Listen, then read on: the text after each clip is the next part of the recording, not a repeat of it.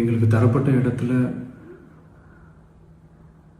நாங்கள் போய் அந்த அந்த ஸ்பாட்டில் நின்று நாங்கள் பேசிட்டு வந்தோம். அதை தாண்டி எந்த தவறும் எங்கள் சைடில் நாங்கள் எதுவுமே செய்யலை.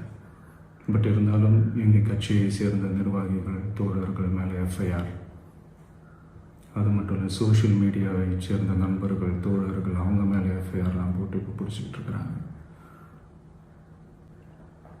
சிஎம் சார், உங்களுக்கு ஏதாவது இந்த பழி வாங்கணும் அப்படின்ற எண்ணம் ஏதாவது இருந்துச்சுன்னா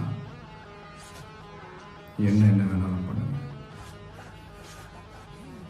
அவங்க மேலே கை வைக்காதீங்க. கிட்டத்தட்ட ஒரு 5 மாவட்டத்துக்கு பிரச்சாரத்துக்கு போனோம். இந்த மாதிரி எதுவுமே நடக்கல. ஆனால் கரூரில் மட்டும் ஏன் இப்படி நடக்குது? மக்களுக்கு எல்லா உண்மையும் தெரியும். மக்கள் எல்லாத்தையும் பார்த்துக்கிட்டு இருக்கிறாங்க. யாருமே இல்லை.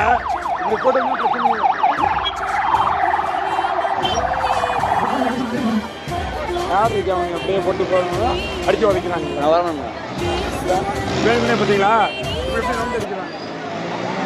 முதலமைச்சர் அவர்கள் எனக்கு இந்த நீதிபதி தான் வேணும், இவங்களை வச்சுதான் நான் 1 man என்கொயரி கமிஷன் போட போறேன்னா எனக்கு அங்கேயே பிரச்சனையை நான் பாக்குறேன். நேரடியாவே கேட்கிறேன், சிஎம் சார் மிரட்டி பாக்குறீங்களா?